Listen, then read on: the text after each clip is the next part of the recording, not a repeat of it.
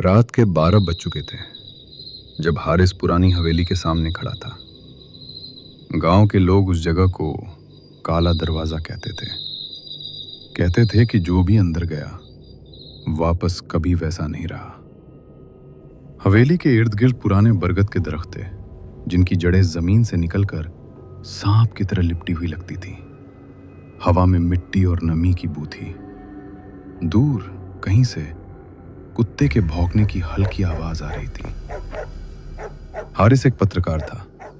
उसे अजीबोगरीब वाकयात पर रिसर्च करने का शौक था। आज वो इसलिए आया था क्योंकि पिछले चंद हफ्तों से गांव के 2 अफराद लापता हो चुके थे। दोनों का आखिरी निशान इसी हवेली के पास मिला था। दरवाजा खुद ब खुद खुल गया। अंदर अंधेरा इतना गहरा था कि टॉर्च की रोशनी भी कमजोर लग रही थी। दीवारों पर पुरानी तस्वीरें लटकी थीं, मगर हर तस्वीर में लोगों के चेहरे खुरचे हुए थे, जैसे किसी ने जानबूझकर उनकी पहचान मिटा दी हो। अचानक ऊपर की मंजिल से हल्की सी चाल की आवाज आई। कौन है? जवाब में सिर्फ सन्नाटा था। वो धीरे धीरे सीढ़ियां चढ़ने लगा। हर कदम पर लकड़ी की सीढ़ियां चीख रही थीं, जैसे वो भी उसे वापस लौट जाने का मशवरा दे रही हूं। ऊपर एक कमरा आधा खुला था। दरवाजे पर पुराना ताला लटक रहा था, मगर ताला टूट चुका था।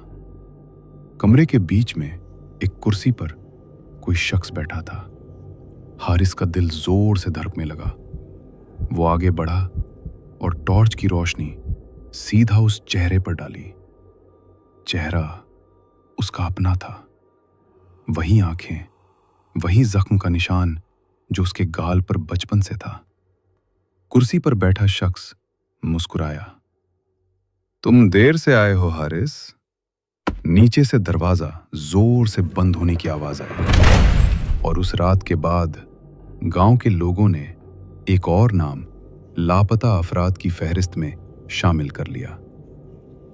काला दरवाजा अब भी खड़ा है और वो अब भी इंतजार कर रहा है।